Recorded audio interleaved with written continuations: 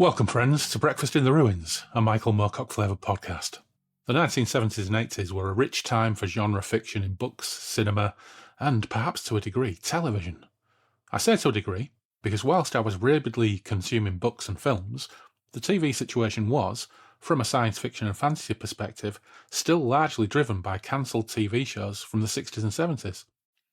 Blake 7 ended in 1981.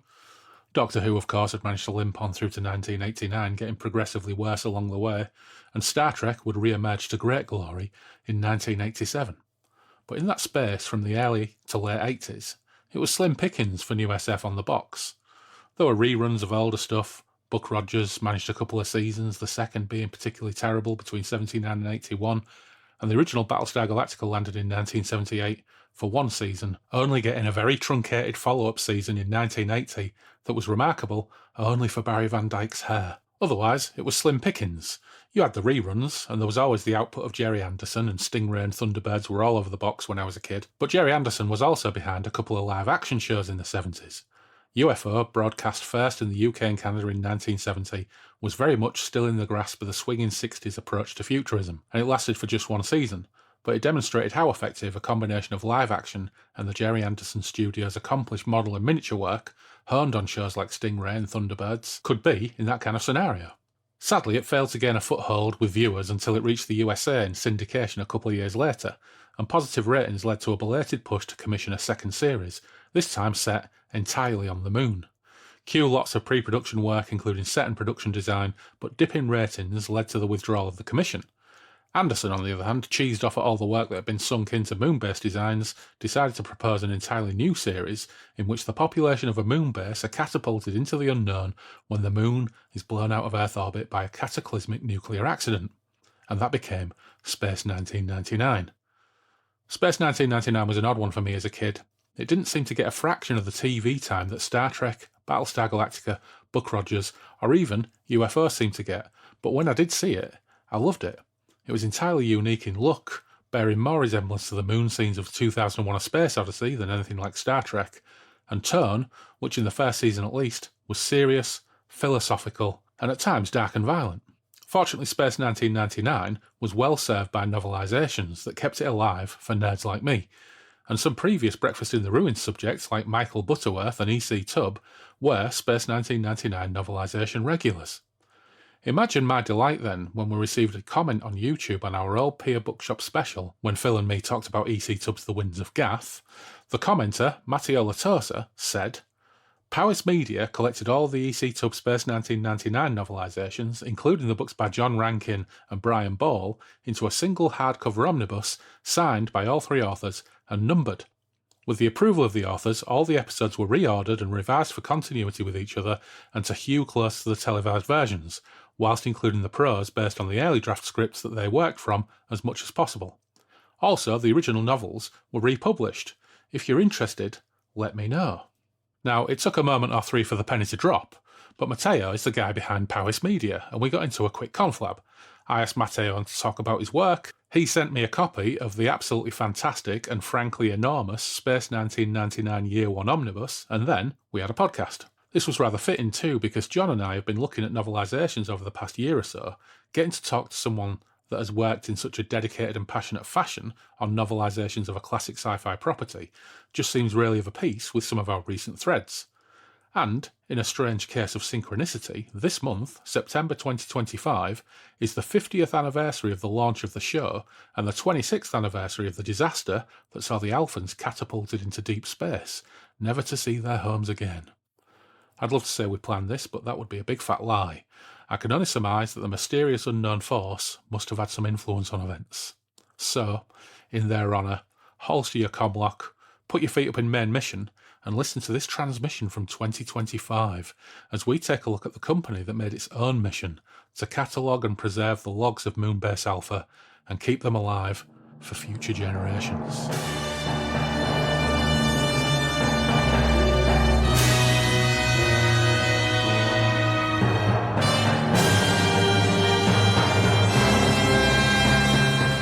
Welcome, Mateo, to Derry Toms. It's a real pleasure to see you and to talk to you. Yeah, after just having text Yeah, that's right. So I suppose just by way of explanation for people, why are we having this conversation? Well, we decided that it would be really great to talk to you because you dropped me a comment on the EC Tub episode that we did a couple of years ago on YouTube. And to cut a long story short, you ended up telling me that you are the man behind Powys Media and you have a history of publishing Space 1999 novelisations, amongst other things, which we'll get to in good time. And you sent me this absolutely epic Space 1999 Year 1 volume of novelisations, revised novelisations, which again we can talk about shortly. So absolutely delighted to have this in my hands. Although I've got to say, Mateo, it's not built for bedtime reading. No, it's very. I actually need a lectern to read this, but it is a wonderful, wonderful book. I'm absolutely delighted to have it. So. You're Mateo Latosa, and you work. Do you own Powys Publishing? Are you the main man? I am the owner. Yes. Okay, so I think before we get into things like Space 1999, it'd be really lovely to find out how you came to be in the position to put this together, and how Powys Publishing came about. But before we get into that, what is traditional on this podcast, whenever we have a new guest on board, I always ask and kick off by finding out how you came to be interested in genre fiction and writing and the kind of books that we all love and all of the listeners of this podcast absolutely love. So maybe we should start there. Let's go right back to your roots of how you even got interested in this kind of fiction. Well, as a kid, my dad introduced me to Star Trek. Yeah. Because he had been a fan when it first aired. And from then, I became interested in a lot of science fiction, television, and films. But then looking at the roots, that I realized science fiction didn't begin with television or films. It began with novels. And so I started reading Heinlein, Frank Herbert's books, and Ursula Le Guin's books, who ultimately she wrote forward to one of our books. And so I started devouring as much of the genre literature as I could as a kid. Yeah. There was in Manhattan, in Greenwich Village, there was a shop called the Science Fiction Shop. And they had published a book about science fiction books. Right. And so when I bought that book, and then I realized, oh my God, I can go to the shop. And then I would make monthly pilgrimages to Greenwich Village in southern Manhattan to buy books, and then strangely enough, I had only been able to find a few of the Space 1999 books. In fact, the first one I bought was number 5, and then when I went to the science fiction books, they got all these remaindered books, and I saw this shelf just replete with them. It was, 1, 2, 3, 4, 8, 9, 10. And so I was thrilled, thrilled to buy them. But that's where I started to be interested in science fiction. And then reading other books, you know how it is. It's like with music. You find one artist and then you look at the credits and then you realize, like... I found David Bowie, and then from David Bowie, I realized he'd worked with Brian Eno, so I started listening to Brian Eno, and then Robert Fripp, and then it expands outward. Yeah, it's funny, isn't it? Because I think lots and lots of us who discovered these books as kids, we all have that memory of that one, or maybe if we were lucky, 2 bookstores where we would visit. When I used to get my pocket money, I would go to Crystal Books on a road called Springbank, which was dusty, musty, had that wonderful smell of old paperbacks even then in the 1980s. And, most of the books that were in there were from the 60s and 70s. And they're just wonderful places to feed the imagination, aren't they? Quite fewer and far between now. Yeah, it's a shame. Though a lot of the books I used to have, I had the pink stamp of Crystal Books in the inside cover, or they would have Mother Biz. There was an open air market in Hull, which is long gone, and there was a bookseller called Mother Biz, and again you had the pink stamp. They always put a stamp in the inside cover of every book that they had. Sadly, I think I've probably got rid of most of those now, unfortunately. But yeah, so did you come across the Space 1999 novelisations before the TV show? No, after So or during when I was watching it. Yeah, I went to a bookstore I used to go to. It's called Plaza Books, and I saw number 5, and I thought, oh my god, that means there's a 1 through 4. yeah. But so I bought 5, 6, and then they didn't have any, and then I saw 10. Mm. And I think I got number 4 at a book fair at my elementary school. Yeah. And so the others were just like, I thought I'd never ever find them. Mm. I mean, they're still quite. Some of them are still quite hard to find now, aren't they? Even on the used. Excuse me, on the used market. You know, I mean, I suppose we talk about eBay a lot, don't we? But there are other ways of buying used books as well, of course. I know it was a few years ago when we started talking about novelisations on here. I think it was around about the time we did that EC Tub episode. And the penny dropped that he'd done Space 1999 novelisations because for whatever reason, when I was a kid, I didn't have any Space 1999 novelisations. I had a Blake 7 novelisation. I had Flash Gordon novelisations that were post the Sam J. Jones film. There was a sequence of, well, they weren't novelisations, they were original stories. But novelisations to me as a kid were really super important because I would read a novelisation of a famous film before I ever saw it, before the days of VHS or anything like that. So I read E.T., the novel, a long time before I ever saw the film. So it's hard for people probably to get their head around in this day and age with streaming, and even in the days pre-streaming days of media and VHS and DVD and Blu-ray and everything else. The idea that your only access to films or even television were if they happened to be on the TV, or if someone had happened to record it, because a lot of them weren't even available or licensed to buy on VHS for quite a while. So actually having access to novelisations, it puts them in a really unique position in all of the books that I used to read as a kid.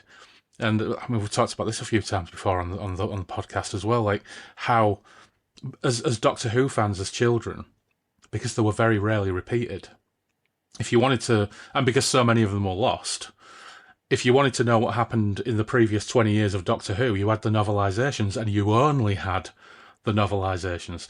So I'm guessing for a lot of people, because Space 1999, when it came to scheduling, was a bit of a weird beast back in the late 70s and early 80s, wasn't it? I don't know what it was like for you, but in the UK, it would be on a Saturday morning, and then it would get bumped around the schedules. And in the UK, we have an independent television network that is regional. And some regions would show certain programmes at one time, some regions would show them another time, and some wouldn't show them at all.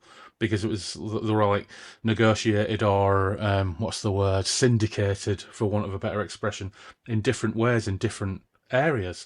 So how easy was it to access Space 1999 for you when you were a kid? Well, it aired, I believe, on Saturday evenings at about 6:30, which was very unusual. Things usually start on the hour here, Yeah. Unless they're a half-hour show. But I believe that was when it aired, and it aired pretty consistently at that time slot. And there were a lot of promos before it aired, so I watched it when it aired, the very first first day, which I believe was like September 1975. Right. Okay. Yeah. I was hooked very, very quickly.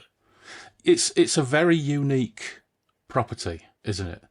What because in the 70s, I mean, I think Star Trek was the gateway science fiction TV drug for lots and lots of us, wasn't it? I mean, for me, I remember My parents wanted me to join the Cub Scouts, so I went to join the Cub Scouts when I was a wee lad. And Cub Scouts happened to happen at the same time that BBC Two was broadcasting Star Trek. So I was like, I'm not going to the Cubs. I'm watching Star Trek on the box. So it was that gateway was there, and of course in the UK we had at that time we had 2.5 channels. We had 2 full-time channels and 1 part-time channel that ran for like from 2 o'clock in the afternoon, showed educational programs, and then in the evening they would put on various things, and Star Trek happened to fall on BBC Two. So for me as a kid, the advent of things like Blake 7 and Space 1999 was a big deal. It was a really, really big deal. I mean, I suppose an even bigger deal post Star Wars, because I mean, what else was there then? You had Space 1999 was a biggie because it was expensive. It was one of the highest budget TV shows, certainly science fiction TV shows, that had ever been produced in England, at least. I mean, what else was there around when you were watching Space 19? It was slim pickings, wasn't it? Well, in American TV, there were certainly a lot of shows around that time or slightly after that time. You know, there was Logan's Run and Fantastic Journey, and even the Star Lost. I forgot about that. Yeah, Starlost is one that was. I think that probably got bounced around the schedules similarly, and I only have really, really dim. That was the one with Keir Dullea, wasn't it? Yes. Was it Harlan Ellison was Yes. involved in that? I think. Yeah. So I saw very few of those, but I remember Logan's Run. ITV had a really bad habit in the 80s of buying an American show and putting it on in competition with Doctor Who on the BBC at tea time on a Saturday.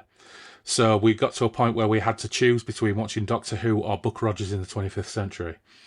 And these like bigger budget shows were so much more impressive looking than an episode of Doctor Who, circa 1978 or 79 or 80 or even Battlestar Galactica or something like that. But there's something really unique about Space 1999 that I don't think is really duplicated or even approximated by any other episodic science fiction series. What is it about it that appealed to you so much? I think well, first let me say that I found over the years that most of the fandom are either 1 year older than I am or 1 year younger. So clearly, even though the writers did not intend upon it, their audience was between 10 and 12 years old, where it really had an impact. There are some older fans and some people that found it later, but for some reason it really resonated with that age group. And I think all of us say that it invoked a sense of wonder about the universe, of a strangeness, about some sort of philosophical open-mindedness that really resonated with certain people at that age range. It's very strange, but it's really, really true. If you go to a convention, almost everyone's the same age. And I don't think that was necessarily the intended audience, but that's who it resonated with. And it did for me. Just like watching 2001: A Space Odyssey or some other films like that really made you think. The whole Buck Rogers thing just bored me to tears. And not to crap on their fandom, but Battlestar Galactica and all of that had no appeal to me whatsoever. I felt Star Trek did because it also talked about larger ideas. But as I got older, I resonated with it. Especially 1999 resonated with me. And I think with, like I say, the other people in the fandom. And I think that's kind of the thing that resonated. More year one than year two. Yes. Which was kind of an American style storytelling. It had some fairly good stories every once in a while, but it was more action oriented, and whereas the first season was very philosophical in its tone. I think the second season as well suffered from feeling just slightly cheaper and more claustrophobic. I think one of the most wonderful things about season one is, and when I think about watching it as a kid, I really only remember loving Maya and thinking Tony was really, really super cool. Because Tony Anholt was an interesting actor. He popped up in all sorts of shows on British TV in the 70s and 80s. And there was something about me at that age, and I think it was because it hopped about the scheduling so much, and the episodes were shown out of order. It was all a real mess. And I think it was the Bringers of Wonder with the big gold bubbly metamorphosis monsters that stuck in my head for such a long time as a child. It was such an incredible, vivid image. But then, of course, VHS comes around, you get the opportunity to watch it again, and season 1 is leaps and bounds ahead of season 2 in terms of quality for me. And I don't think that's a particularly controversial opinion. I think both seasons have their fans. But you're absolutely right that the philosophical sense that you get in... There's a few things I think that I really, really love about it to this very day. The visual aesthetic, obviously, because it does look like... It doesn't look that dissimilar in terms of production quality from 2001. For a TV show, that's pretty impressive, for a 1970s TV show. And I don't think it's too much of an accident that the production designers and the special effects people... Was it Brian Thompson? Brian Johnson. Brian Johnson, that they'd worked on big movies. So the visual aesthetic, I mean, the Eagle Transporters, come on, as a kid and now as a big kid, holy shit, the Eagle Transporters are still the coolest spaceship in all of television and science fiction for me. And that sorry, Star Wars people, that includes things from Star Wars. But also... Which Brian Johnson also worked on. Yes, that's right. And At least the second film. Yeah, I think there's something about the fact that they're all wearing flares and stack heels that it roots it in such a specific time in terms of its development. Because flares and stack heels were around for a while, but it was by the time that series was made, I think they'd died a death within about 2 years. So it roots it in such a specific time. But for me, it's still part of the overall look and feel of that series, and it makes it more charming to me. But then you've got this super diverse cast and the crew of the moon base. You've got old characters, young characters. I mean, at the end of the day, I'd wear flares now if I could get away with it, but I've got fat legs, so it's not going to happen. It will never happen in a million years, but I'd love to be the kind of person who could wear flares.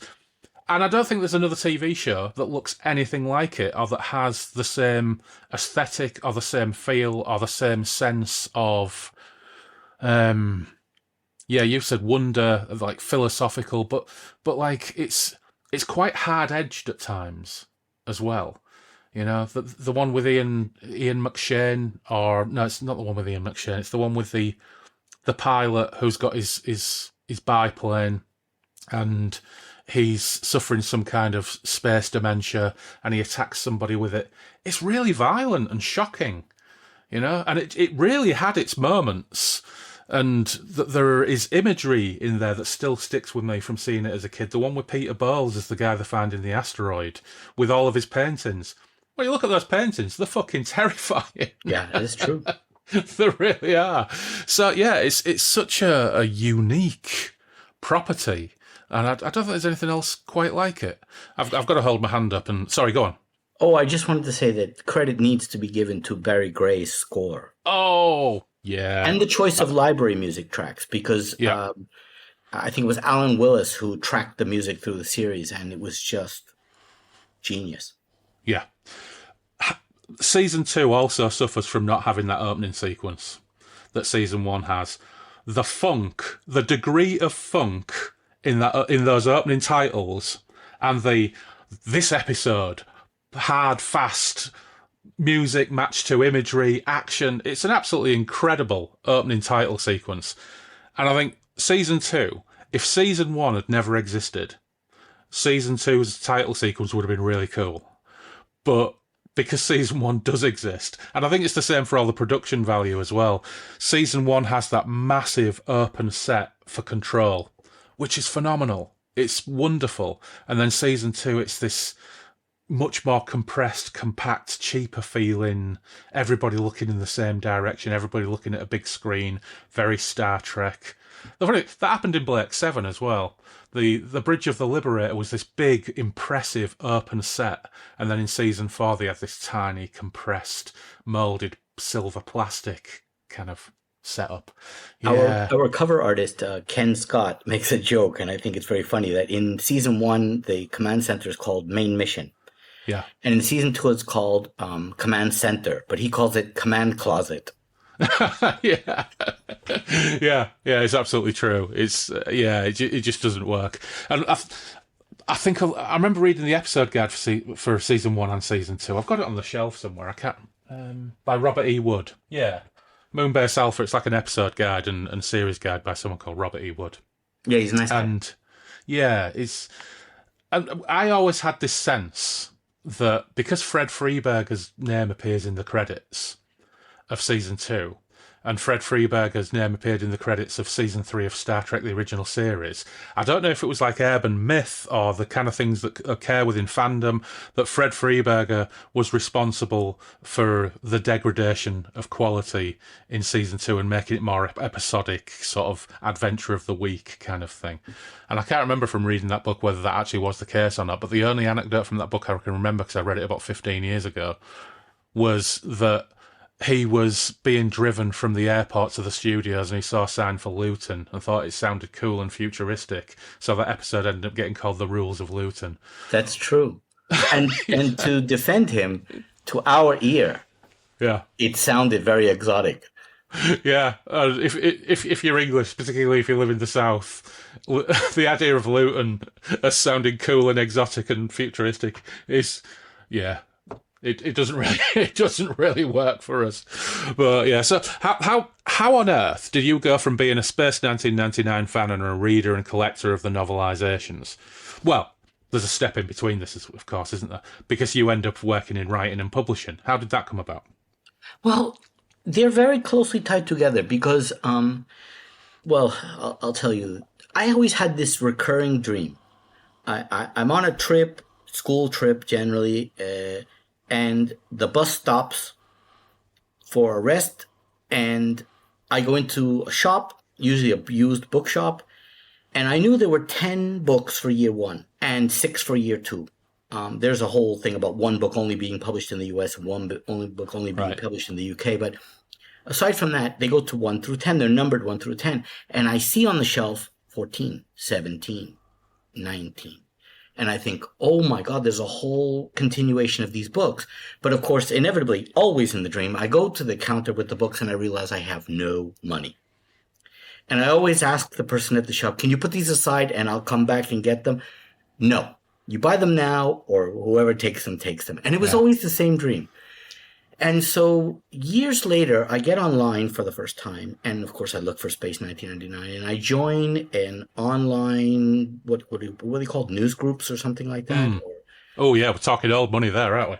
Yeah. And I started and moderated a year-long discussion called Episode by Episode. So there are 48 episodes and there were 4 original novels. I didn't have the 5th original novel, which was not really, it was sort of a reimagining of the whole series.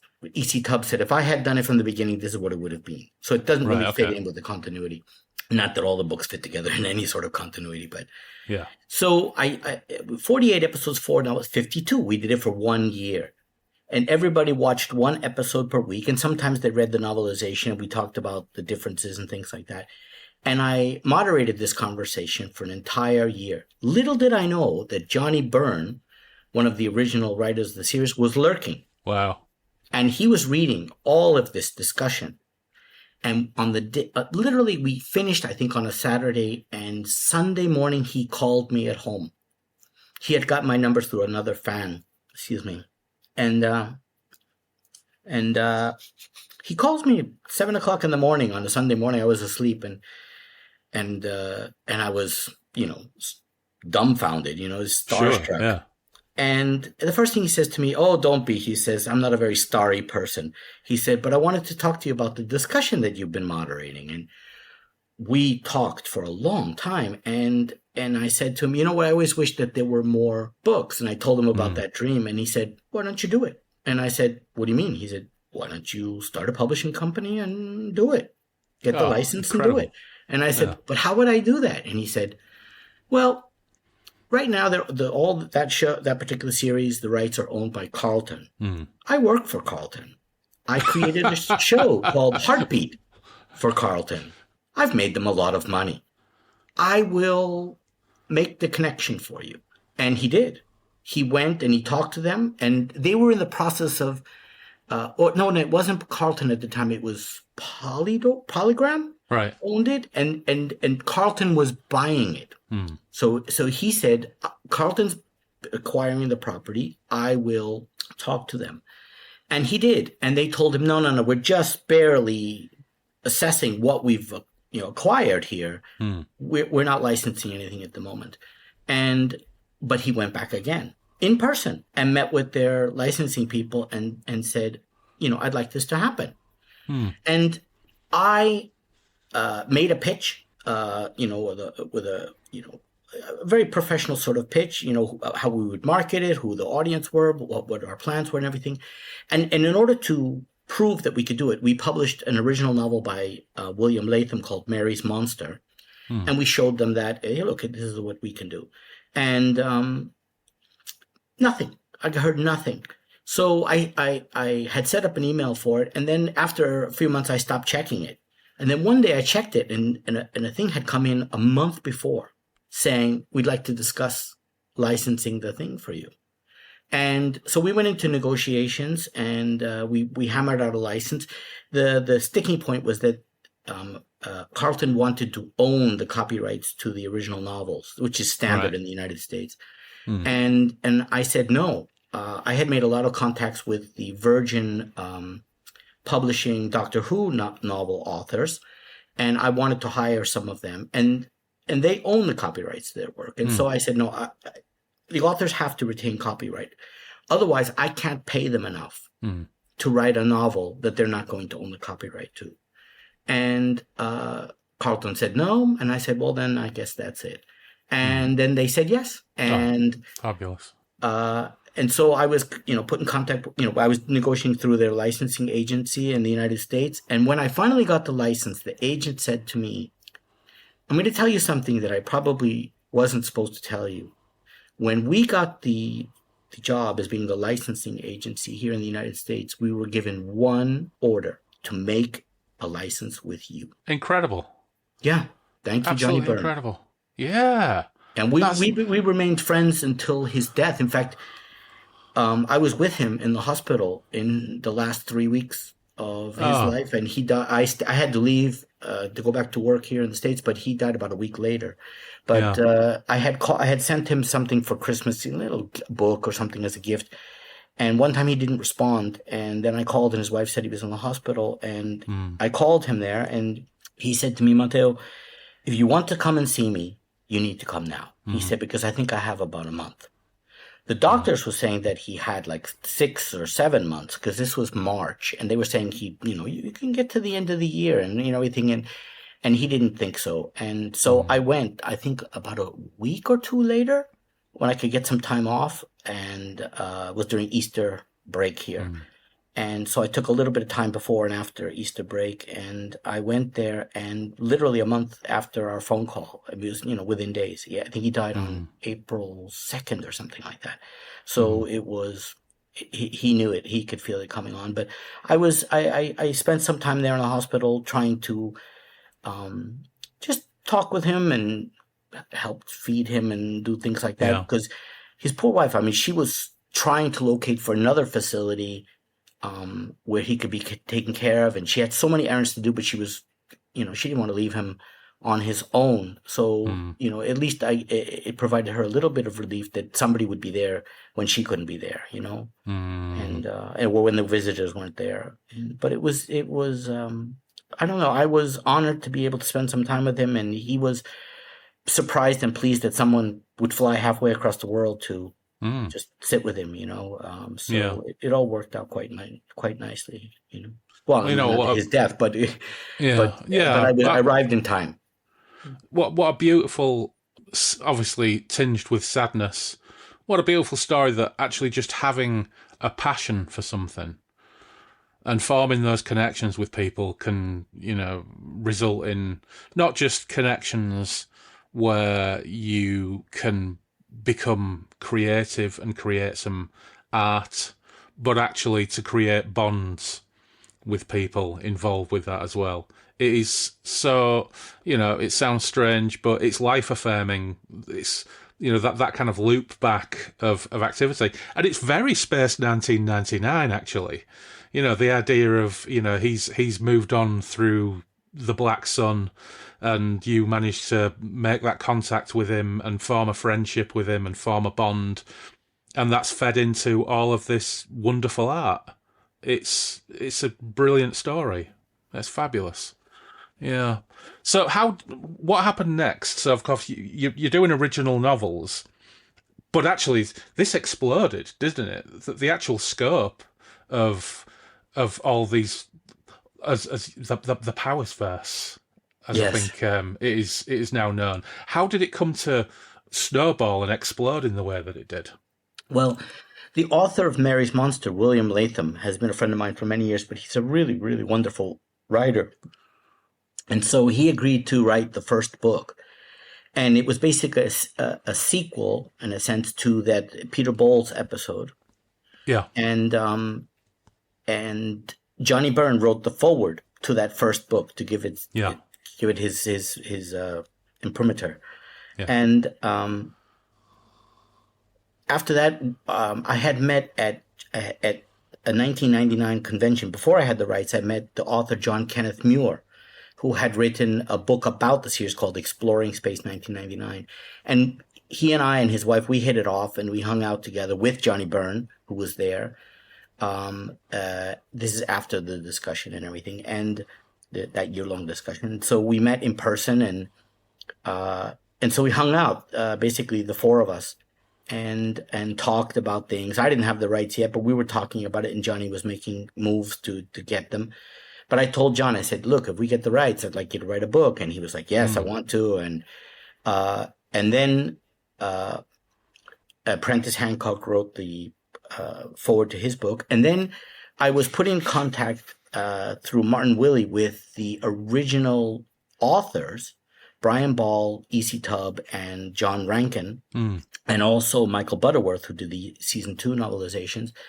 And so I approached their agent, Phil Harbottle, wonderful man, and I asked if one of the authors, and specifically Brian Ball, who I find his writing to be very poetic, would be interested in writing an original novel. And Brian Ball said yes.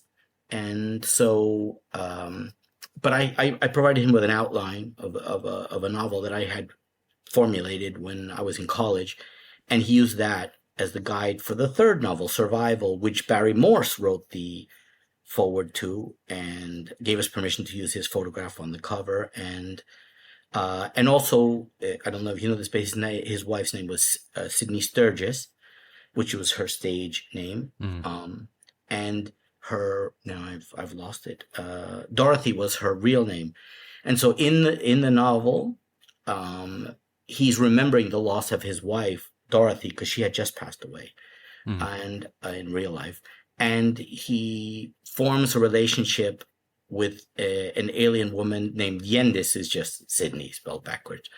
And he was very touched by that. And so, yes, he said, I'll allow it. And then from that, the relationship with Robert Wood and Anthony Wynne, who they produced, we did an audio of the first book, Resurrection, read by Barry Morse, which it's not even like read by, performed by, because he did all the characters and everything. And that's how it started. And then, we did a bunch of original novels, and then in contact with, of course, the original authors, I proposed that we republish all of the original novelizations in this omnibus form. Yeah. And the first one we did was year 2 because it was all one author. Yeah. And I thought it would be easy. But we rearranged the order. We the author said, I want to do it. And so I said, look, this is the order that they have to be in. So we need to break down the linking passages that you put in the original ones and then create new ones. And then I said to him, after you're finished, I want to go through and put in the continuity to make sure that we reflect back on the events of year one and also of the original novels of which we had planned. And he said, fine. And so I went to England, and then I went to Wales actually for a prisoner convention, because we were publishing novels of the prisoner as well. And I stayed at Michael Butterworth's house, and so we hit it off. And I went to Brian Ball's house and stayed there for a day or two, and so we worked on the year 2 omnibus, and then we started doing more original novels, so that we did a collection of short stories, so that the books take place before Breakaway, the beginning episode. They take place between the 2 seasons, the second and third books, and then there's a novel that takes place during year 2, and then the rest of the novels take place after the end of the final episode. And so like a season 3. Like a season 3 and on. And there was a short film made for I believe the 2000 convention, maybe the 1999 convention. It was a 1999 convention called Message from Moonbase Alpha. And that takes place 20 years into the future from the initial episode. Yeah. And so we got the rights from Johnny Byrne to include that as part of a novel. And so we work up until that moment, and then the final novel takes place after that. Yeah. And that's called Odysseus Wept, and that's basically, it ends about 45 years after Breakaway, and it wraps up the series completely. But it opens the door for more novels, but of course they'll be ignored. But yeah. So, I mean, so you go from Johnny Byrne giving you his blessing to getting the license to doing the first run of novels to essentially revising and bringing into one grand overarching continuity all of the original novelizations, including working with those novelists and Michael Butterworth as well. Yes. Funnily enough, we've talked about Michael Butterworth on the podcast because we did Time of the Hawklords a while back. So yeah, we've had a lot of conversations about Michael Butterworth. Absolutely fantastic. And then you end up doing the prisoner convention, and is this how you ended up hooking up with Ian Rakoff? Is it Rakoff or Rakoff? Rakoff. So is this how you ended up hooking up with Ian Rakoff and publishing his book? Strangely, no.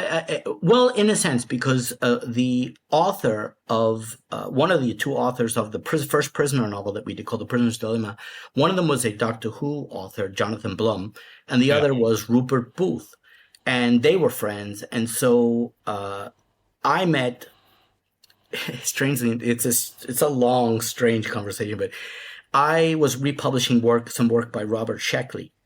And so I went to a Doctor Who convention. I can't believe all of these. This is the synchronicity with all of this stuff. We did Options by Robert Sheckley on the podcast about 18 months ago, and we're doing Immortality Inc. Next month. So Sheckley's another one of our favourite non-Moorcock occasional diversions. But sorry, go on. No. And so I went to this Doctor Who convention, and I took him with me. I told him, hey, Robert Sheckley's coming to LA, and you can have him at the convention. You know, he was interested, and so it's a strange thing, but so we go to the convention and we meet. I can't remember the name of the man. I'm so sorry. He's basically like Harlan Ellison's like agent in a sense, you know, and so then we meet Jean-Marc L'Officier, who wrote the TARDIS Databank books, I believe. And we go to dinner at his home, Robert, myself, and Jean-Marc and his wife. And Jean-Marc is talking to me about books on demand, and this is, you should do it like this. And I wasn't happy with the quality of them at that time, but we eventually did exactly what he suggested. And so then I go to dinner with, I may be confusing 2 conventions, but I go to dinner with Kate Orman and Jonathan Blum, who wrote Doctor Who novels. And Jonathan Blum says to me, I say to him, I've been offered the rights to The Prisoner. And he goes, "You're kidding me." I said, "Well, I just don't know any authors that want to write for it. I haven't been able to find, and he said, "I'll do it." He said, "But I want to ask my friend Rupert." And I said, "Great." And so they started writing it. And through Rupert, I met Ian Rakoff. And then he was writing a sort of an autobiography. And, it was already an autobiography of his escape from South Africa when he went into exile. And so I helped edit that book and eventually got it published and everything. But that's how I met Ian Rakoff, was through Rupert, through Jonathan, through a Doctor Who convention. And it's a strange, weird story. Yeah, circles within circles, right? Yeah, absolutely incredible. So you've now got this huge sequence of novels, and how did Patricia get involved? Well, she was a reader, and she participated in that year-long discussion, and she was reading it. But what we were doing is we already had this long meta arc, meta story kind of planned out. And so we were putting in these tiny little Easter eggs in all of the books that we would then pull together later on, like little hints of things. For example, there's a scene where John Koenig is thrown without a spacesuit onto the surface of the moon. Yeah. But he's being, in a sense, infected or by the same sort of physiological process that keeps the Peter Bowles character unable to die. So he thinks he's going to die, but he doesn't die. But in the silence on the moon's surface, he hears a voice. It never gets referenced again within that novel, but it was part of those Easter eggs that were forming. So as she's reading it, she's starting noting down these things and saying, well, this is interesting. And why did they put that in there? And then we kind of pulled a few of these Easter eggs together in a series called Omega and then Alpha. And once that hit, it all sort of clicked in her mind. She goes, "Oh, wait a minute. They're doing something big here." So she started contacting us, and then we were, of course, flattered that somebody noticed. And then we asked her if she would write a book about the book series and how all these things kind of tied together, at least to that point, but gave her free rein, didn't tell her what to do. Bill worked with her a lot, in the formatting. And of course, he answered any questions she wanted. He didn't hold anything back. And so she wrote that. And then once she did that, we asked her if she'd like to co-edit some of the books. And she started doing that. And then later on, or on the side of this, there were 4 original novels published that weren't based on episodes in the 70s. And I got the rights to 2 of them, the ones by John Rankin. And I worked to revise them so that they would fit in to the continuity of the books and the series. And they would correct some errors. For example, they shoot a laser at someone and they just freeze, like in Logan's Run, they just freeze. Right. Well, that's not how it works. They stun you, you fall. You don't freeze like you're like a statue.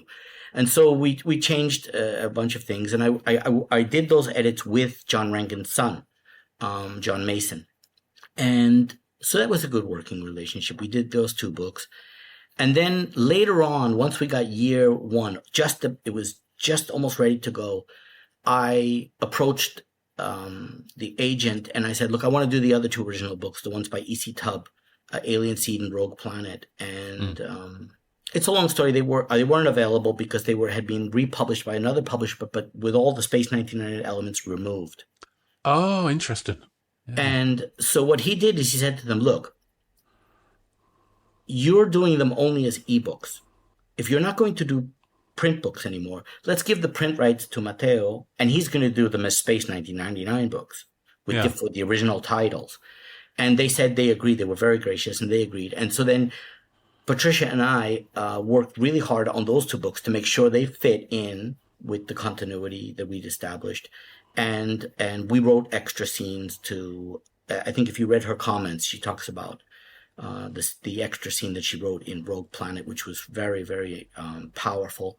Mm. And so all of the book, for anybody who doesn't know, all of the books fit together. So the original novelizations, which are now been tweaked and hewn to tweaked to hew closer to the original episodes, with a lot of the dialogue matching that. We interpolated as much of the original novelizations that were based on earlier draft scripts. So there's a lot of scenes that weren't in the final episodes, but we built them back in wherever we could.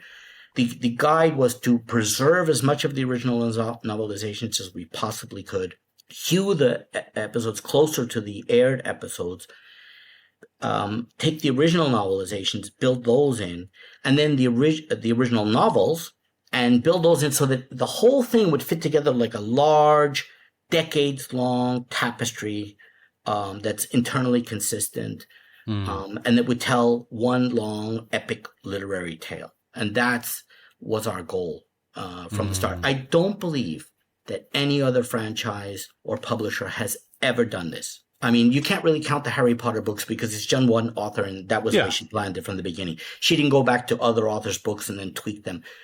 Even Doctor Who, I mean, no one's gone back to the Terrence Dicks books and say, well, now we've established that the Time Lords this, and this. They don't go back and change those. And the original, one of his, Phil Harbottle said to me, why don't you just publish the books the way they were? And I said to him, because all of the fans have 2 and 3 copies of every book. Why would they want them just with a different cover? That's right. They're out there already, aren't they? They're out there. Nobody's going to take them away. But this created a whole universe where all of it fits together. And that interested me. I think I'm not alone in fandom. They all want everything to fit, And so that's what that was the goal. I mean, it's one of the interesting things about reading novelizations. We found this when we read the Blake Seven ones, is that because they're based on early shooting scripts, and I think certainly in the case of the first novel, I think he might have seen the roughly shot versions of the episodes, but they're based on the shooting scripts, so there are all sorts of differences. Even descriptions of characters and even the way the characters talk in some ways is slightly different. So yeah, I mean, novelizations often are based on shooting scripts, aren't they? So, the opportunity to, this must have been such a huge undertaking. How much time did you spend on doing all of this work? Well, we published the books over a period of about 21 years. Yeah. That's from the publication of the first book. We had worked a good 2 years before that, starting on the first books.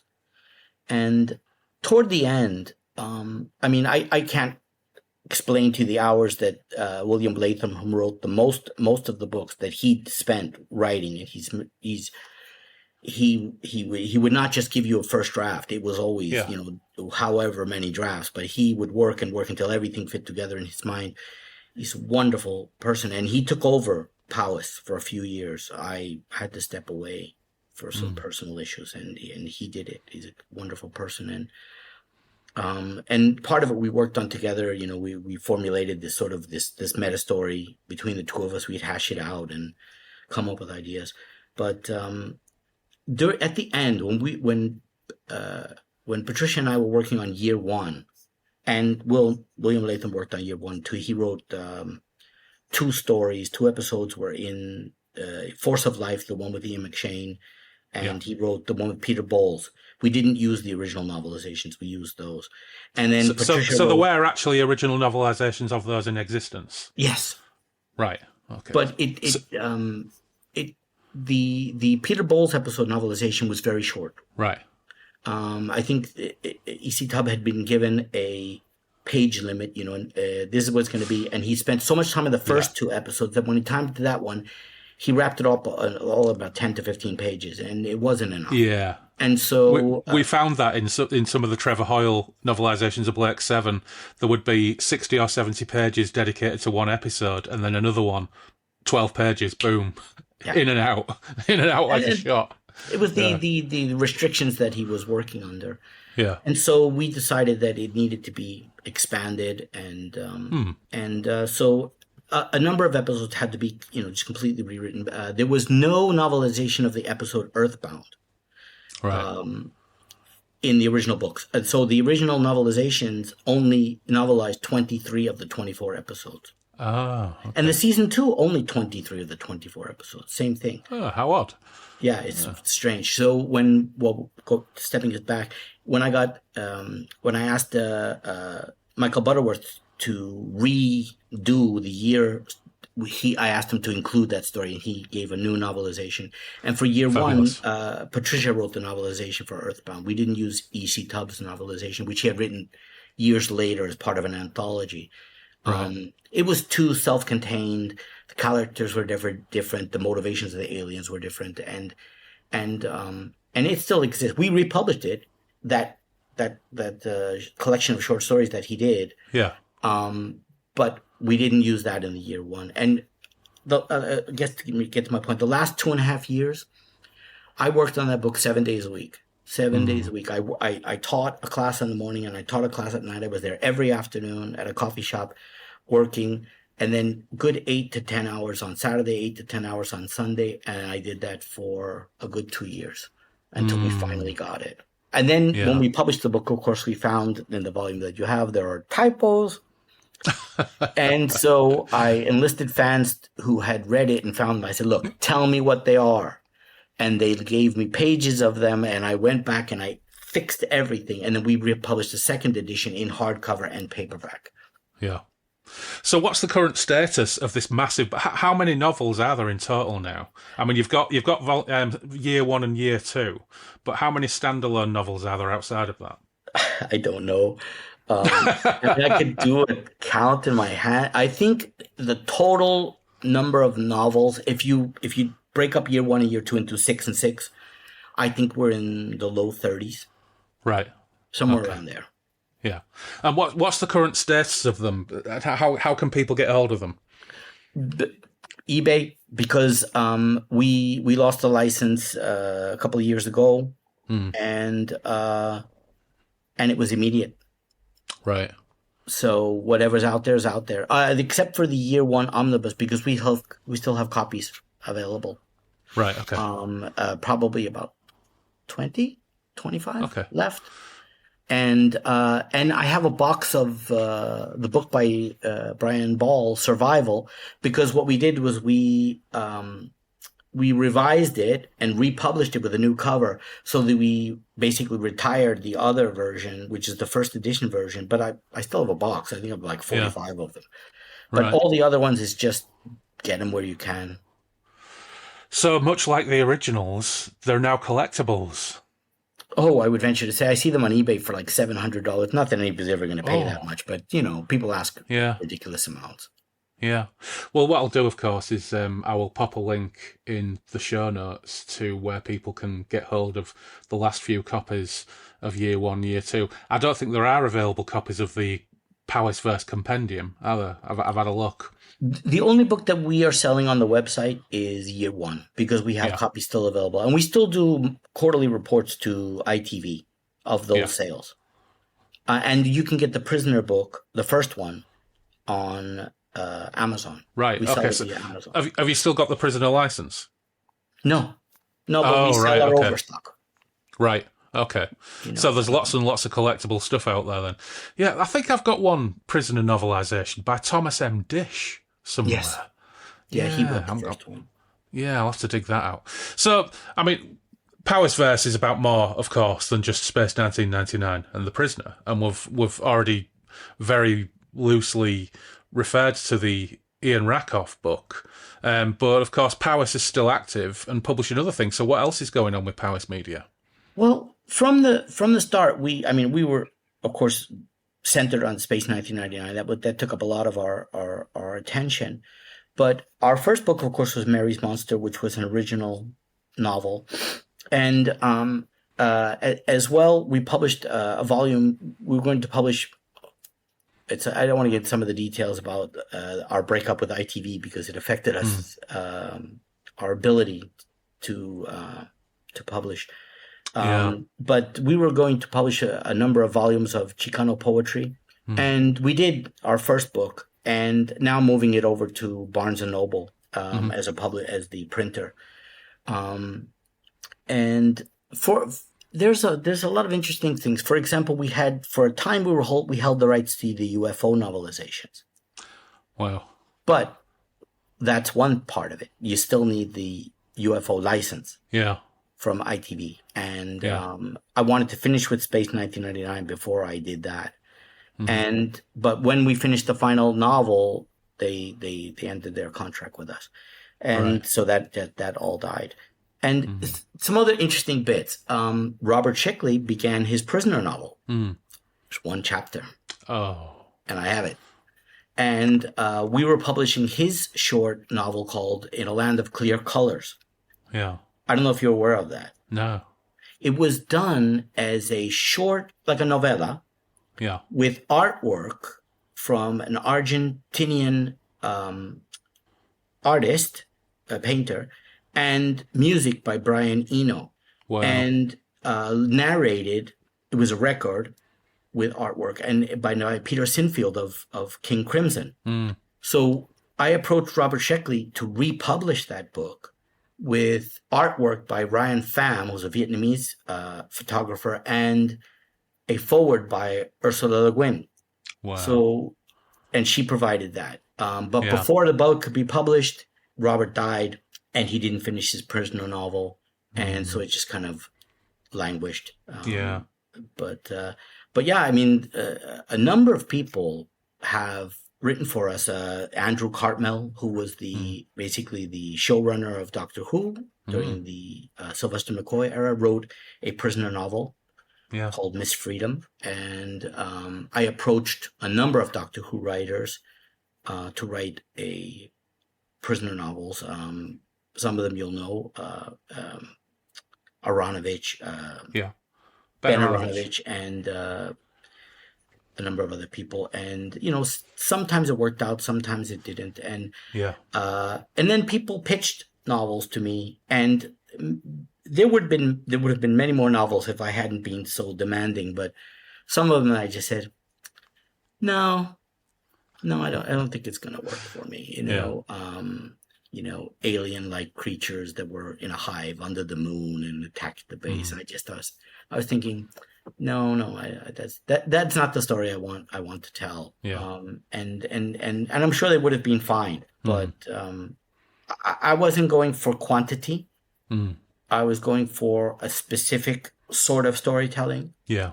And so there are entire novels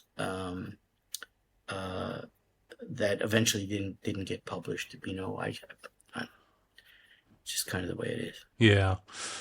I was really fascinated to read the synopsis and the reviews of the Ian Rakoff book, Shadowboxing, Comics in a Climate of Fear, which is Ian talking about his life and love of comics and writing against that backdrop of growing up in an oppressive white supremacist state.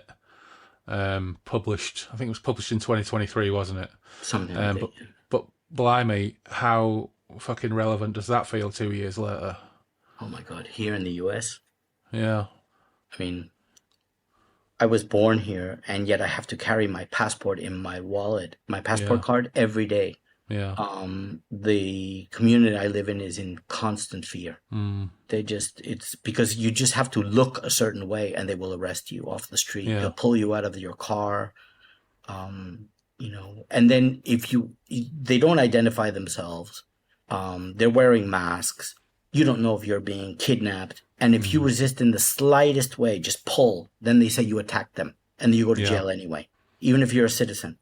Because you assaulted a federal agent. Oh, they can do anything to you. They can beat you, tase you, you know, do whatever they want. But, you know, we have no rights. Well, yeah, it's an incredible thing to. I don't think incredible is the right word, but it is certainly a thing to spend your life reading and contributing to science fiction and dystopian fiction and things that were in many ways informed by the experience of people, you know, our forebears and generations before us and their experiences of things like fascism, and then just find it suddenly creep up and be outside your front gate all of a sudden. Yeah, incredible position to suddenly find ourselves in. As you know, I was in Guatemala the last few weeks, and I was watching an interview with a young Mexican man who was in the United States as a tourist with a tourist visa. And they pulled him out of his car. They arrested him because they said the tinting on the car window was too dark. Then they put him in what they called alligator Alcatraz for weeks. And he discussed, we couldn't bathe at all. Yeah. The only source of water was the toilet. So you would drink out of the back of the toilet. But that's also where people would try to wash their hands in an open cage with 32 people. And he says the heat was oppressive. So you'd sweat all day long, but you can't bathe other than just water out of the back of the toilet. And at night, they turned the air conditioning on so low that what's the word I'm looking for? He shivered. It was equivalent to torture. Yeah. He said we go from extreme heat and then to extreme cold all night. The lights are on 24 hours. Bright lights are on 24 hours. And when you're handcuffed and you're trying to eat, he said some people were given just bowls. They were given bowls on like a dog on the thing where they would eat with their face in the bowl. This is the effort to humiliate and to degrade people based on their race. I don't understand how. I don't want to discuss politics, but it's just horrible, Yeah, it's one of those. Unfortunately, it is one of those things that we can't turn away from, or certainly turn away from talking about, can we? I mean, this is an entertainment podcast at the end of the day, primarily, but fucking hell, man, bad things are happening, and there's no point hiding from that or not acknowledging it. It's a fucking shit situation, and my heart goes out to you all for having to live in those conditions. It's funny because, the novels that you discuss have these conditions in them, where in a sense here, they track your face in surveillance and things like that. And it's just reality is catching up with the fiction.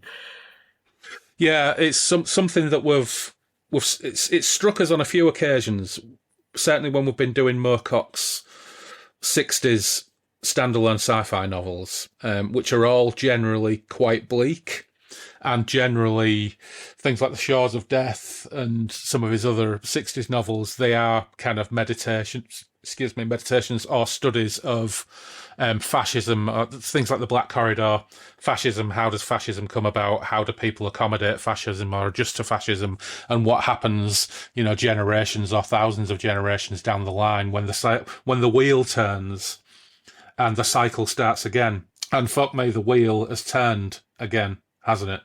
And these books are more relevant now. If we'd have been doing this podcast 10 years ago, we still would have had a good time doing it.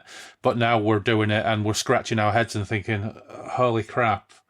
Moorcock was writing some of these books in the 60s, 20 years out from the last horrific consequences of this stuff. And, we're looking at them 50 plus years later and the wheel is turning again. It's incredible.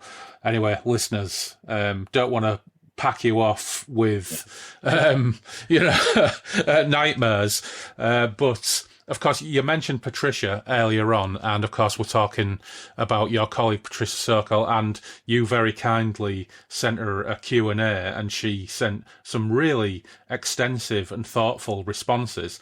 So what I'm going to do is I'm going to get my wife Phil to read those responses. Oh, that would be great. We'll append this conversation with those responses from Patricia and just kind of build things out a little bit. Before you do that, I'd just like to mention one thing, the buy-in and the support that I've gotten from the original creators. We got forwards from Johnny Byrne, Prentice Hancock, Barry Morse, Barbara Bain, Christopher Penfold, wonderful. Xenia Merton, Catherine Schell, a number of people. I can't even think of all the different names of people.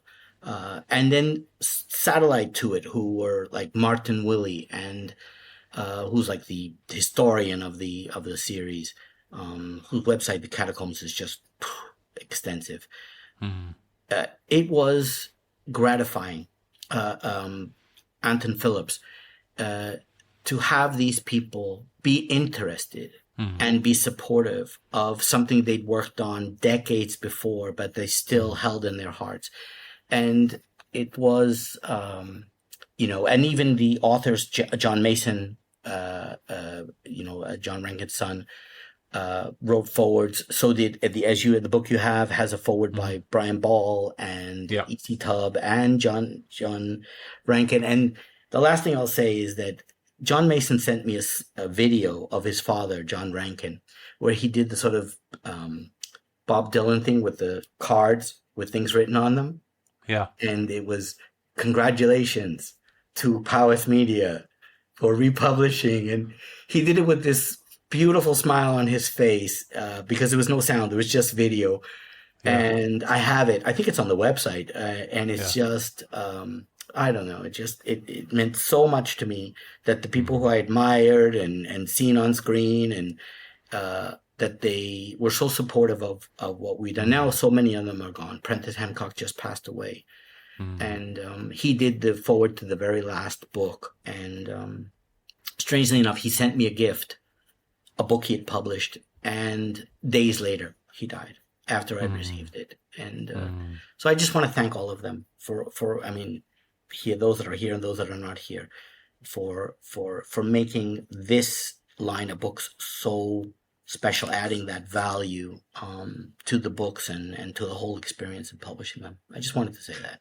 Yeah, well, I think it's a really wonderful story, and these people, it's a long time ago, but they created some great art, and it stayed with them, and the fact that they gave you their blessing for you to continue that cosmic wheel turning, and for that art to continue to exist, and not only exist but grow and take on new forms. It's a wonderful story. And it's been wonderful talking to you about it as well, Mateo. I am so happy that you put that comment on that YouTube video and we ended up having these conversations. It's been really, really great to talk to you. What I'll do is I will make sure that people are aware of where they can pick up the final copies of Space 1999 Year One. But also, do you still have the modern equivalent of a news group where people are still having these conversations and this community is still having all these vibrant conversations? So how can people access it? Well, on YouTube, there are a number of pages. One of the oldest is Online Alpha, but there are a number of them. And that's probably where most of the discussion takes place these days. We used to have a very active forum, but not at this time. But it's still very inactive. In fact, there's going to be a convention in Los Angeles, in Burbank, on the breakaway weekend. So the 10th, there's the 12th, 13th, 14th of September, and we'll be there. We'll have a table. We'll be selling copies of Year One, and Survival, and perhaps some other things from my collection. I have duplicates of everything, so. Well, you know what, to folks in the States, get on that, and I know if it was ever so slightly easier for me to get over to to the west coast of the USA, I'd be there in a shot, but yeah, slightly more difficult for me. Well, I meant it when I said it to you. If you ever want to come, you're certainly welcome to come to LA, but to visit Mexico or something like that, we'll be your guides. That would be absolutely wonderful. And to be honest, Mexico seems like more of a bet at the moment, because I don't think Mexico are on about charging tourist visas $15,000 or whatever the hell they were talking about last week. But it changes daily, doesn't it? The bizarre things that come out about. Anyway, let's not get into that again. Yeah. But absolutely fantastic, and we're in touch now, and I hope we could stay in touch and keep the conversation going. But thanks so much for the book, and thanks so much for giving us your time and telling us all about your experience with all this stuff, because it's been wonderful. The one final anecdote, just I find it funny, is that, at Powys, and it was my friend Cesar Gallegos who was doing the covers, and me, and then and of course Bill Latham was a writer, but he wasn't here in L.A. And we had a picture taken of us, and this one, because the title of the name of the publishing was Powys. The one person wrote, "These people don't look Welsh." Well, that's an interesting point, actually. Why did you go with Powys? Because if you Google, in the UK, if you Google Powys Publishing, you do actually find somewhere in West Wales. Right. Well, you have to Google Powys Media. There was an episode where this machine, with Leo McKern as its creator living inside of it, approaches. And at one point, the machine, who has the personality of his creator, says, "I am Delmer Powys Plebis Gwent, the foremost scientist on the planet."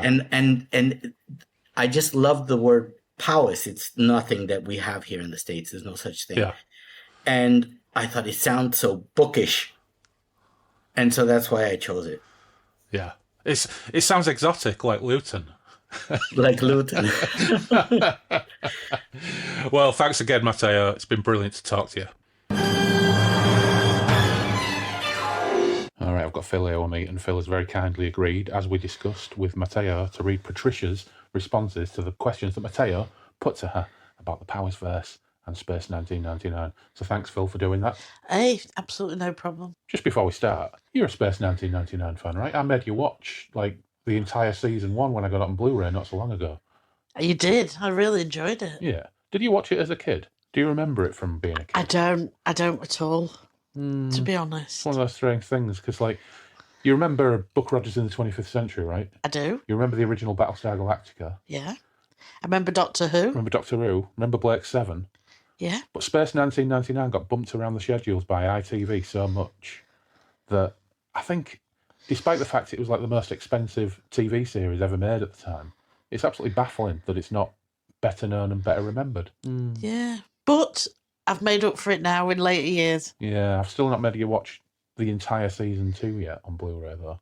Oh, but we have watched season 2. I don't think we've watched the whole season. We've watched odd episodes, like the good ones. Oh, right. I thought we watched the whole. No, season 2 went a bit downhill in some respects. But since I got the Blu-ray, I really do need to watch the entirety of season 2 just to see how bad it does get, because it does get bad in certain episodes, but there are good ones as well. So anyway, that's something for the future. Yeah. So Mateo very kindly put some questions to Patricia, and I'm going to read the questions, and you are going to read the answers. So shall we go? Yes. Okay, let's go. Patricia, what drew you to Space 1999? I shared my father's enthusiasm for science fiction. My parents would regularly watch Mission Impossible. One day we saw a commercial on either CKWS or WPIX for this new show, and there was no question we would be watching. I have no idea what it was that captivated me, but I was hooked. The show aired at different times on the 2 channels, and it would not be unusual for me to watch both an hour apart. Once I found out that if I turned the rabbit ears on a little portable TV I had, I could get Cosmos 1999 from Quebec, which was fun. Of course, I sought out the novelisations and Tim Held's book, The Making of Space 1999, all of which I read over and over naturally. The smell of a proper bookstore still brings me back to the store where I would get them. When I got access to the internet, one of the first things, perhaps the first thing, I searched was for Space 1999. I found out there were other fans still out there. Over the years, the Yahoo groups and eventually Facebook renewed my appreciation. So just listening to that, I'm thinking that Cosmos 1999 from Quebec must have been the French version on Quebecois TV, because, of course, Quebec is in French-speaking Canada, isn't it? Oh, interesting. How did you get involved with Powys, reader to editor? Can you talk about the creation and purpose of the Powysverse compendium and Ziena Merton's contributions significance? At some point, Powys began a discussion website. I guess I posted there a lot. I enjoyed the willingness of people to really dive into the stories and explore what was becoming an obvious story arc, not just a continuation of the TV series. Then Omega came along and wham, all these little breadcrumbs started to come together in grand fashion. However, things were becoming increasingly complex, in a good way, just like a Seurat painting. When you step back, all the small points became fused and your brain filled in the spaces. There was so much one had to keep straight to fully appreciate what was being presented. So, eventually, Mateo and Bill Latham approached me about putting together a sort of continuity guide. They gave me free rein, and I did my best to analyse all the stories, the characters, and the interconnectedness of the 48, 49 field episodes and all of the Powys books. I became an unofficial historian. The first book I helped to edit was The Whispering Sea. I think I was brought in as an editor to be sure there would be no inconsistencies, as it was chronologically out of order compared to the Omega Alpha story arc. Then, as the older original novels were brought into the timeline and retrofitted, I likewise acted as a sort of fact-checker to ensure there were no conflicts or to slip in a reference that would allow continuity. When the Powysverse compendium was getting ready for publication, I was asked who I'd like to write a foreword. There was no question that I would love to have Xenia Merton to contribute, as I felt my role within Powys was parallel to her character's role on Alpha, a data analyst. I was just so chuffed when she agreed. Can you describe the editing and compiling of the Year 1 omnibus? I think there were 3 goals we shared when editing the omnibus. 1, preserve as much of the prose from the original novelisations as possible. 2, incorporate the dialogue from the aired episodes and reconcile differences. And 3, add depth to the stories and throw in a few Easter eggs for novels which took place later in the Alphans' Odyssey. There is no question that having a series completed and then released for syndication presented a challenge for storytelling. The planet Meta, the supporting character of Breakaway, just disappeared in subsequent episodes. Stations were able to broadcast episodes as they saw fit, not just in production order. Production order itself did not make sense for chronology.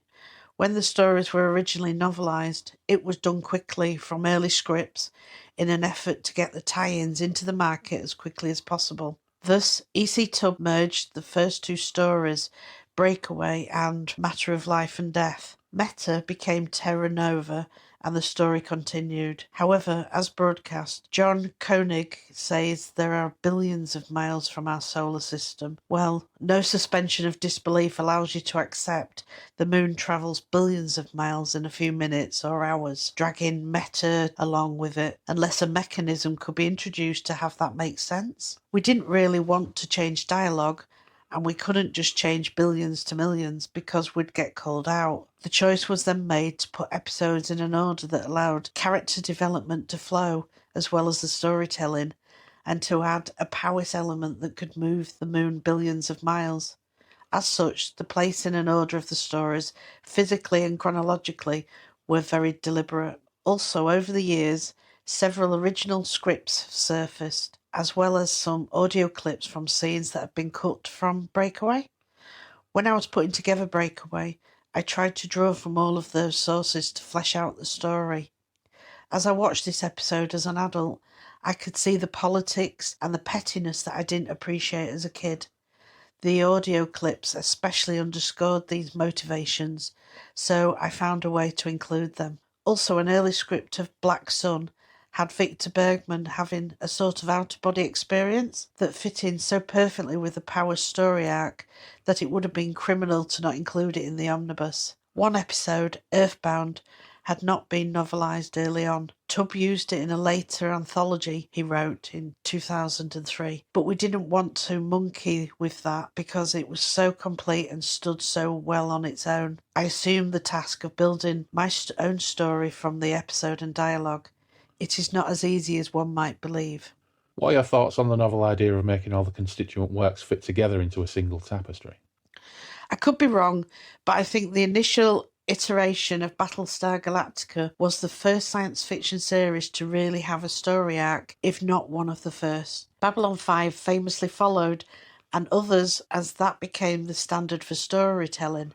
Space 1999 was not structured that way, but the screenwriters were upfront about their belief that some entity was guiding and perhaps guarding the Alphans. This came to be known as the Mysterious Unknown Force, or MUF. The MUF was the skein that was eventually woven into a saga. Having this force be the Judeo-Christian god was too easy, and having this being or beings take a liking to humans and sort of look out for them was uninteresting. Everything needs a motivation. Powys gave the MUF a motivation. Of course, skeins can be tangled and knotted, thus the need for the Powysverse compendium naturally. If you are going to have a meta-narrative that spans decades, characters need to have some depth, backstory and motivation. They also need strengths, weaknesses and vulnerabilities. These were highlighted and even became plot points in the novels, so that in editing the Y1 omnibus, these characteristics need to be subtly highlighted. We could not make things up in a feedback loop, but we could take characteristics that the actors brought to their roles and expand on them. Powys Media's world building melded the screenwriter's concept of the MUF, gave it a purpose and gave it direction. ITC gave us the loom, the original novelisations gave us the warp threads, and we, as writers and editors, did our best to provide the weft. What do you consider some memorable additions to the canon that you wrote to add depth and continuity? The wonderful end of Rogue Planet comes to mind, where Helena turns to Matthias. I mentioned a scene in Black Sun, which was added from an early script draft. That was a no-brainer. There were other elements that we worked into the Y1 omnibus that we originally left vague or tossaways in the episodes, but these could be used as launching points for the aforementioned Easter eggs. For example, at the end of Earthbound, Koenig is meeting with Bergman, Helena and Matthias, looking at plans for something. Resurrection mentions a Boot Hill section where Alphans are interred. We turn this meeting into a review of plans for this area. There is one small thing that probably no one may notice, but was very deliberate on my part. An original story, Operation Deliverance, was written and set immediately after Breakaway. Towards the beginning of the story, Koenig speaks to Helena Russell using her first name. No Dr. Russell, and neither at any time call me Helena, nor does he ask her to use her honorific. We could easily have written any of those things in, especially as their relationship started out a bit frosty, but to me, as an editor, it was important that they now acknowledge one another as peers. What better way to do that than to introduce a conversational tone as opposed to a formal one? In Rogue Planet, an original Space 1999 novel by Tubb, there was one glaring loose thread that I felt needed to be tied in. It's pretty clear that Helena Russell is sexually assaulted and she kills her assailant in self-defense, but it's never mentioned again. She doesn't tell Koenig, in fact she may not want to, knowing he'd react by taking blame somehow. One might even speculate it is a fault in him that he doesn't notice there is something seriously amiss. Knowing, as a reader, that Bob Matthias was going to die a few years down the road, and knowing her profound reaction to his death, we needed to set the stage for a relationship that went beyond professional or collegial. She did not even disclose to Bergman, the father figure, the full story. Yet she is able to share her vulnerabilities with Matthias in a way that she can't or won't with her future husband. I think it added a dimension to her character that underscores her fragility that she chooses to keep closely under wraps.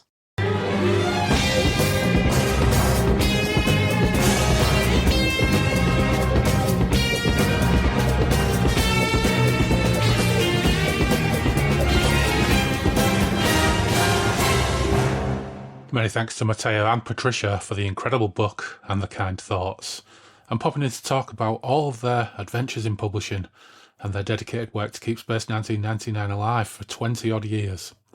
And thanks to Phil for being Patricia's ringer too. You can still grab a copy of Space 1999 Year 1 at the Powys website, and I'll pop the link in the show notes. As for the rest of the Powysverse publications, they're out there, but they're rapidly becoming collector's items. We've had some nice comments on episodes recently, plus another lovely review on Apple Podcasts, thanks to Dan of Dan's Monsters. Thanks, Dan. And this comment was of particular interest to me. It came from Lee Mason via YouTube and was related to our Phoenix in Obsidian Part 2 episode. Lee said, "One of the more interesting aspects of this novel is that it is a sequel not only to The Eternal Champion, but also to a pair of Mike's early 60s SF stories, The Time Dweller from 1964, and Escape from Evening from 1965. The world of Ehrlich is the world described in those stories but further into the future, when the earth is not only choked by salt but nearly frozen too. Earlier in the book, a couple of place names from those stories are mentioned, while Bladrak's offhand mention of an ancient race that escaped the dying earth by travelling in time is a direct reference to those stories. Ericos also remembers being the hero of the first story when he briefly mentions an incarnation as the Chronarch. Just another thought, Ehrlich's deja vu moment when he sees the moon is likely a momentary memory of when Clovis Marker saw the moon embedded in the icy dark side of his earth. Thanks for flagging those points, Lee. We only read The Shores of Death a few bloody months ago. My memory is garbage. On the Time Dweller, I haven't read that since the 80s, so I think we may advance that up the to-read pile and get it scheduled for the podcast pretty soon. But in the meantime, it's just time to thank our patrons. First, those without tier, Anthony Piconti, Tim Cardos, Dave Dempster and Sebastian Weetabix. Our Chaos Engineers Ed Von Stout, Andrew Clark, Andrew Cicluna, Andrew Spong, Andrew Van Ness, Anthony Porter, Benjamin Fletcher, Ben Hagar, Brandon Mays, Dan Charnley, Dave Griffiths, Dave Voxman, Gabriel Laycock, Harvey Faulkner-Aston, Jim Kirkland, Jim Jupp, John W. Lays, Jules Lawrence, Mal Pertwee, Matt Saltz, Michael Hopwood, Nick Hopkinson, Paul McRandall, PJ Cooper, Scott Butler, Simon Perrins, and joining the ranks of our Chaos Engineers, Matt, aka Rex Osseous Nusquam. As is traditional, I dropped Matt a line to see what's what, and he answered thus. He said, I've been a regular listener to Breakfast in the Ruins since mid-2021 after being pointed to it by two of my other favourite podcasts, Fictoplasm and The Grognard Files. From that point onwards, Breakfast in the Ruins rapidly became my go-to podcast. It's always the one that jumps to the top of my listening list as soon as a new episode drops, and the one I return to time and again to re-listen. I love the relaxed conversational style, friends chatting enthusiastically over a drink or two, and through the podcast you've reintroduced me to so many great works from Moorcock and others, nudged me to finally try names that had always been familiar but untried, like Guy Smith, Sven Hassel and Hawkwind, and opened the door to things completely new to me. Thank you. And a big shout out to your brilliant co-presenters and guests. I particularly enjoy the episodes with Miles. The epic 3-part coming of the Terraphiles was a particular highlight. As a lifelong Whovian, hearing you both dig into that beloved crossover between two of my favourite things, Moorcock and Doctor Who, was an absolute joy. A bit about me. I'm of a similar age to yourself, married with 3 kids under 7, so life is busy. Originally from the West Midlands, I now split my time between leafy South Croydon and Canada, where I work. I've been a lifelong fan of genre fiction. Like many British kids of our age, Doctor Who, especially the Tom Baker era, was my gateway. That passion quickly grew into a love of science fiction, fantasy, horror, crime, spy thrillers, and especially the weird places where genres overlap. Books, role-playing games, comics, film, TV, audio, and more recently podcasts have all been part of that lifelong love affair. I came to Moorcock relatively late. My first encounter was in 1994 as a 20-year-old student in Cambridge. It was the last week of Lent term, one of those crisp early spring days. I wandered into Heffer's, the legendary bookshop on Trinity Street, and was stopped in my tracks by the Millennium Tale of the Eternal Champion display, with those striking covers by Yoshitaka Amano, Mark Reeve and Robert Gould. I must have spent an hour poring over the back covers, entranced. Hardcovers were well out of my student budget though, so I made the rounds of the second-hand bookshops and stalls. That very afternoon, I struck gold, finding all 3 Oswald Bastable novels, along with a handful of others, The War Hound and the World's Pain, The Jewel in the Skull, and The Ice Schooner. I devoured the Bastable trilogy over Easter break and was hooked for life. Through the 90s, I read and collected Moorcock whenever I could. As you and your guests often say, not every work is a classic, but the sheer variety of styles, ideas, and the audacity of his collective multiverse has kept me coming back time and again. That said, my passion hasn't been constant.